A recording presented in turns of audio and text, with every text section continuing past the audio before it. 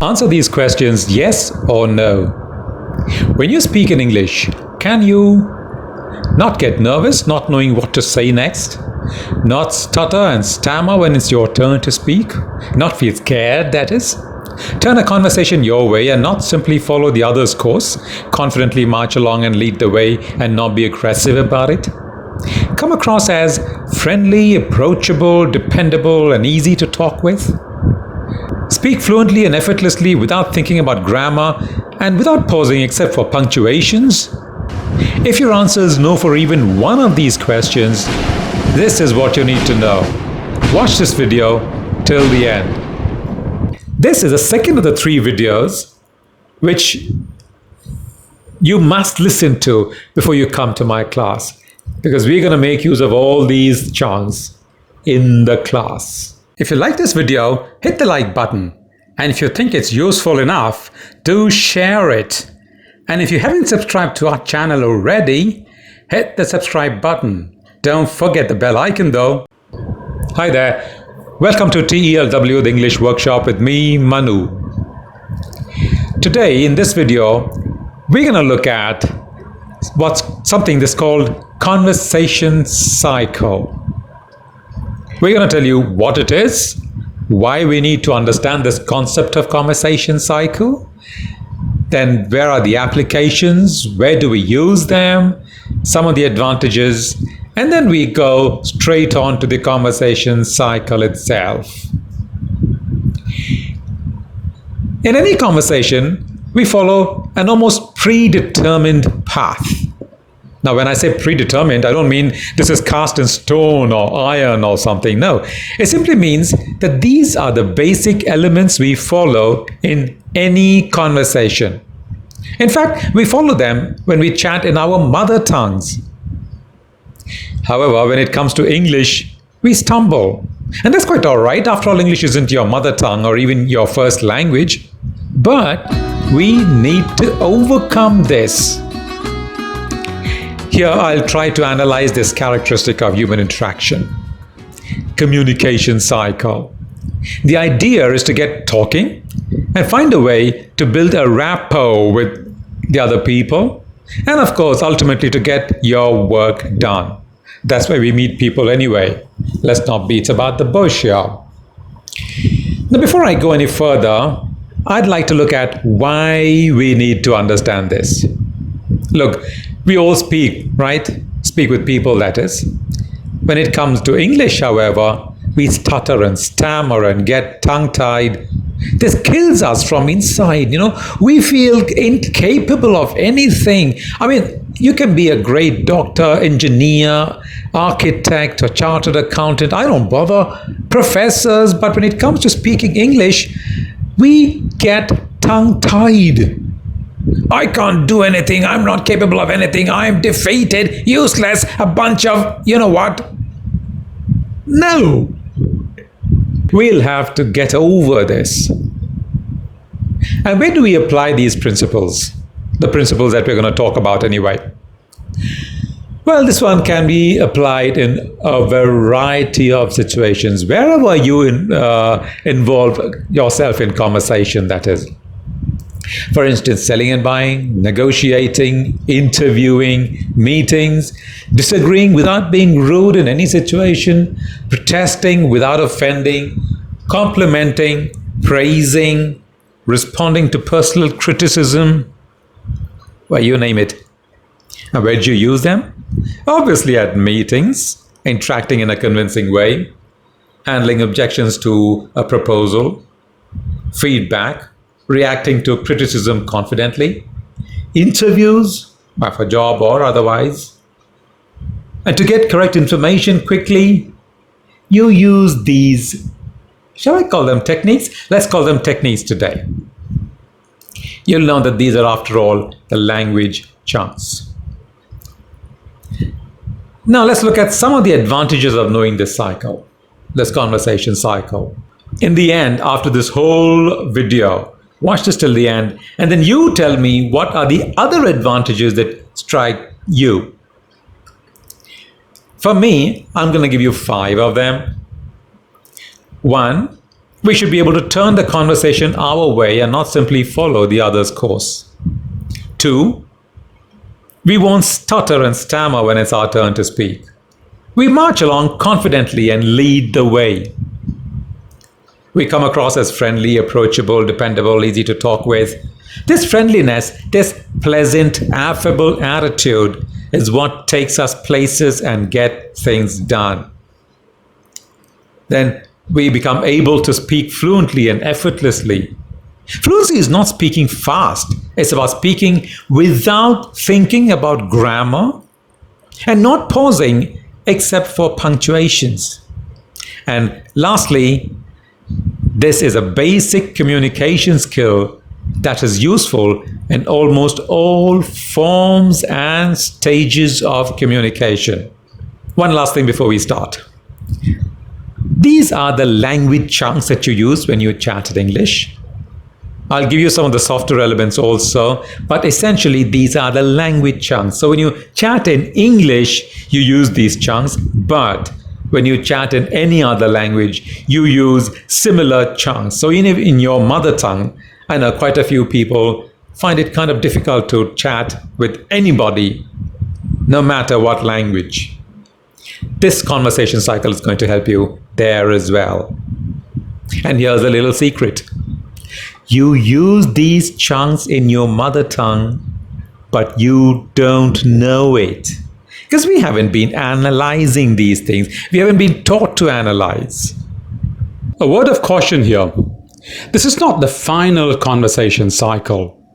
The C cycle, as I'd like to call it. You've got a lot of chunks for a lot of different situations not covered here. What I've done here is to get together some very basic and commonly used chunks. For other situations, there'll be other relevant videos. All right, let's start. Let's say you meet a friend or acquaintance. What do you say in the beginning? How do you start the conversation? Well, you greet, yes. You say, hi, hello. And there are other greetings also, the informal ones being, hey there, howdy. How do you do, incidentally, is out of fashion. Nobody says, how do you do? It's now contracted to howdy. What's up? I've also heard people saying, what up? Then there are the other formal greetings like good morning, etc. How are you? Hello. Hello is formal and informal. Nice to see you. Note, nice to meet you is when you see the person for the first time in your life. But when you see that person afterwards, you don't say nice to meet you, you say nice to see you. Now, after you greet the person, what do? See, even after you greet, you don't know if he's in a mood to chat with you. Maybe he's had a fight with his wife. Maybe he wants to tell somebody about a huge client he's got, a big business. And either way, he's in no mood to listen to your thing. You don't know. So you've got to test the waters. Judge his mood. You try to generate a convivial atmosphere, as it were. You establish a relationship. You build a camaraderie and trust with the other person. How do you do that? It's like lubrication. Suppose you've got a very old bicycle that you haven't used for, let's say, 5 years, and now you suddenly want to ride it. You can't do that. You'll first have to put some lubricant, some grease, some oil to loosen its parts. Make it run smoothly. And then you can take it out. And small talk does just that to your relationship. Like what is grease to your those rusted old parts of the machinery? Small talk is to your relationships. I've got a separate video on that. Do watch that. I think the link is given below in the description. Essentially, it's used for establishing the relationship. You can also use it to fill time or break an uncomfortable silence. Once you've oiled the wheels with small talk, then you get down to business. You talk on your key topic. The main reason why you've met the person in the first place. See, you meet someone only because you have some business to transact. This is the truth. You need some benefit.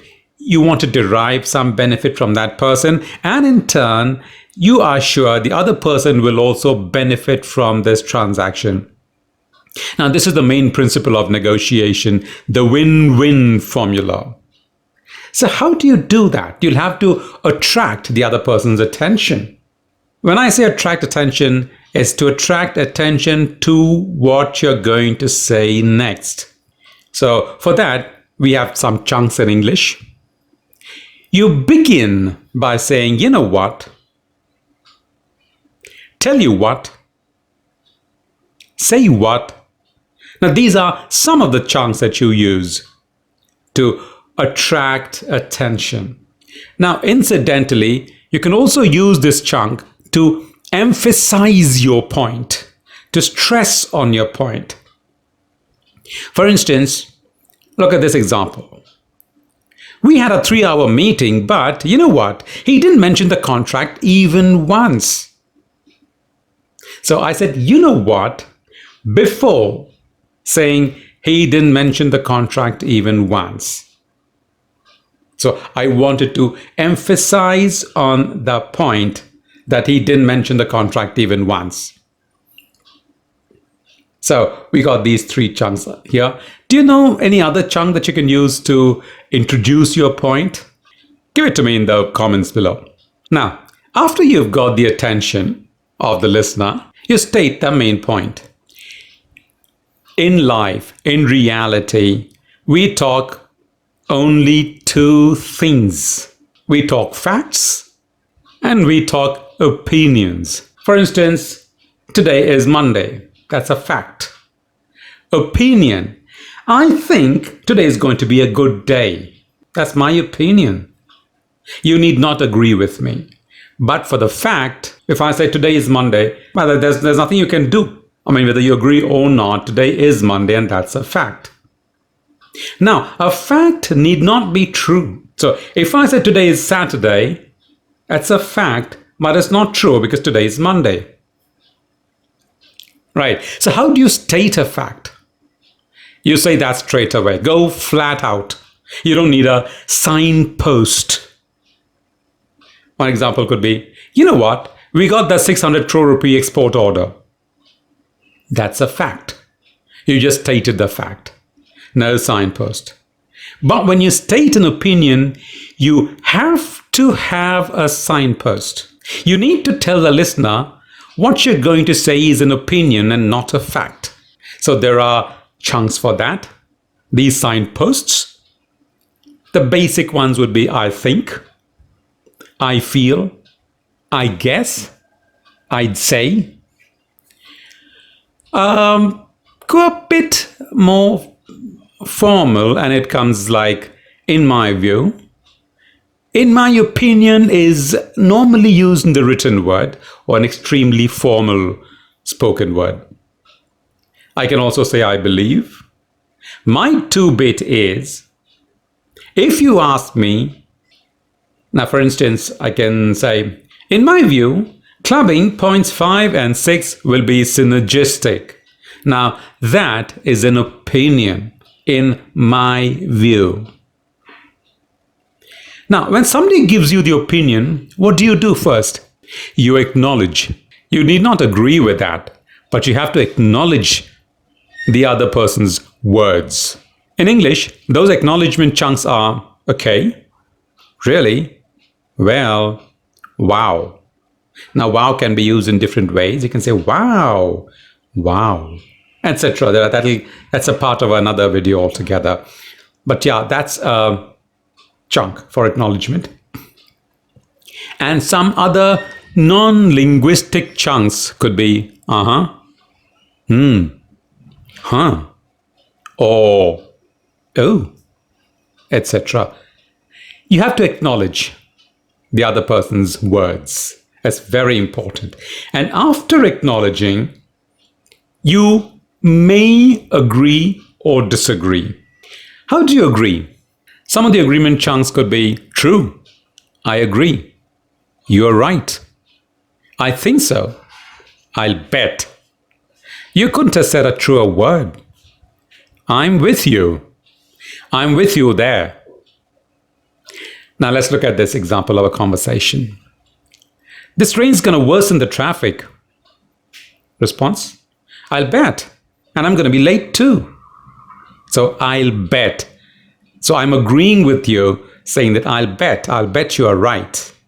When I say I'll bet, it simply means I'll bet you are right. Bet means wager. I'll put my money on what you're saying. I'm supporting you there. How do you disagree? Well, chunks are, I don't think so. You're wrong. You can go to the other extreme and say, nonsense, rubbish. Now, these are not very polite, are they? I don't think so can be polite. It can also be rude. How do you make these polite? Well, first of all, you don't use words like wrong and nonsense and rubbish. They are definitely a no-no. So, if you want to disagree politely, you will have to give the other person the benefit of the doubt. So you say, maybe you're right, but I don't think so. See, there are two parts of this. One is, maybe you're right. I'm saying that there is a 50-50 chance that you are right. I don't know that. But I personally don't believe that you are right. Very polite way of disagreeing. You can also say, maybe you have a point there, but I'm going to have to disagree. I'm going to have to disagree. Now, let's look at an example. This rain is going to worsen the traffic. Response: maybe you have a point there, but I think the police are doing a great job. Always disagree politely. Never go flat out. You're just going to lose people, that's all. Now, here's another situation. Maybe you don't have to agree or disagree. Maybe you just give your opinion, maybe add something to what the speaker said. For instance, this rain is going to worsen the traffic. You can say, and I'm going to lose that contract. So you didn't agree? Well, at least not visibly. You said and, which obviously means that you're agreeing to that person's statement, and you have given your point as well.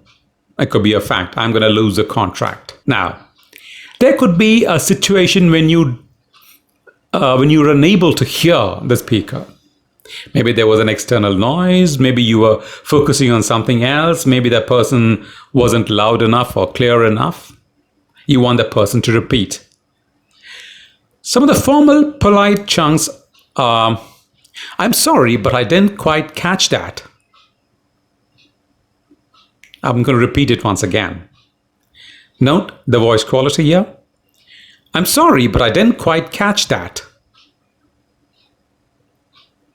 Another one could be, could you come again, please? Note the word please. If you simply say, could you come again, that's very rude. You have to have the word please at the end. Another one could be, I wonder if you could repeat that. I wonder is what makes this whole chunk polite. With your friends, etc., you can be informal and say, was that again? What's that again? Was that again? Or you could all say, what? But these are very informal chunks. Never use it in your workplace or with the client and boss and all that. Now, there could be yet another situation where you need to get some extra information.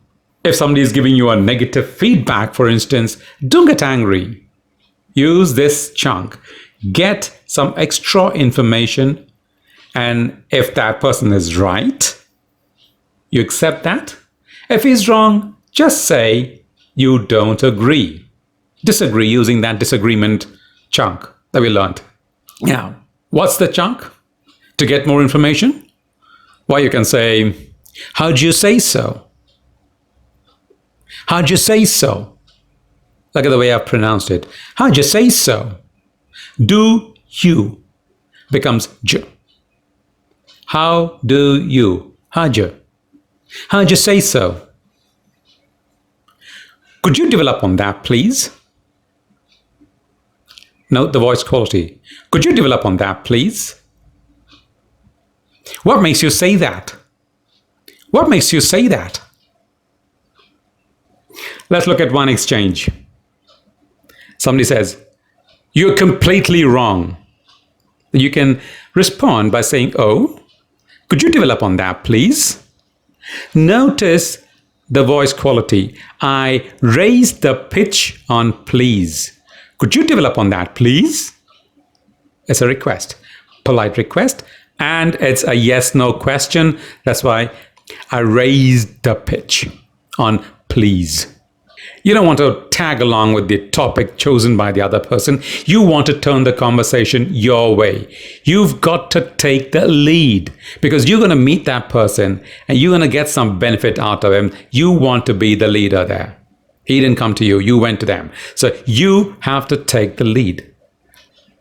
How do you turn the conversation your way? All right. This is a 4-step process. First, agree with what the other person's been saying. How do you agree that? You can say true, true. Very much so. I betcha. I'll bet. These are some of the chunks. You reinforce that if you need. You use more than one chunk. You say, true, very much so. I agree with you there. You agree with that person, reinforced your agreement. Then step number 2 is use the chunk number 3 we just learned. You know what, tell you what, say what, etc. That family of chunks. Then you introduced your introductory chunk. Now this is interesting. That reminds me, these are the introductory chunks. And then finally state your point. Now, let's look at an example. That should make it clear. The other person says, "This train's going to worsen the traffic." Notice I'm using the same example. You can respond because you want to turn the conversation your way. You can respond by saying, "True, true, very much so. I think you're absolutely right. You know what? This is quite interesting though. Do you remember the contract I was telling you about?" Now you got that person's attention. You know what? This is quite interesting. It's your introductory chunk. And then you give your point by asking a yes/no question. Do you remember that contract I was telling you about? See, this is the way you turn the conversation your way. I've just given you some sample chunks. You can use any chunk you want. You can even start, like forming your own chunks. They should follow this pattern. And when you're turning the conversation your way, this is the 4-step process.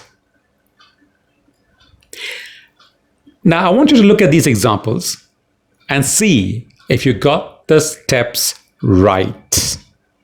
Practice this with somebody. Keep on practicing till you get it right. In the early stages, you'll certainly go wrong. You'll stumble and all that. But never mind. Practice, as they say, will make you perfect. Now, here's an aside. If somebody leaves you and says, "I've got to see a man about a dog." Now, he doesn't want to tell you where he's going. That's why he's saying this. So, like mostly when he's going to the toilet or something, he doesn't want to tell you that he's going to the toilet. So he says, "I'm sorry, I've got to see a man about a dog. Be back in a minute." So when somebody tells you this, don't ask for details. That was just an aside. And I've given you a new, let's say, usage. To see a man about a dog means doing something you don't want to disclose. Now, there are lots of other conversation chunks for different situations, and we'll look at them in subsequent videos, as I said. What I want you to do right now is get this basic C cycle right. And start using these chunks in all your conversations from now on. You'll notice how easy chatting with someone then becomes. So in my class, we have conversations, and you'll have the opportunity of using these chunks there. But if you aren't in my class, practice them at home. The order of these chunks isn't important. You've got to use them as the situation demands. This C cycle is just to give you an idea of how conversations normally run. That's it. There'll be a third video in the series as well, and that's about the basic presentation structure. So I'll see you in class or in that video. Until then.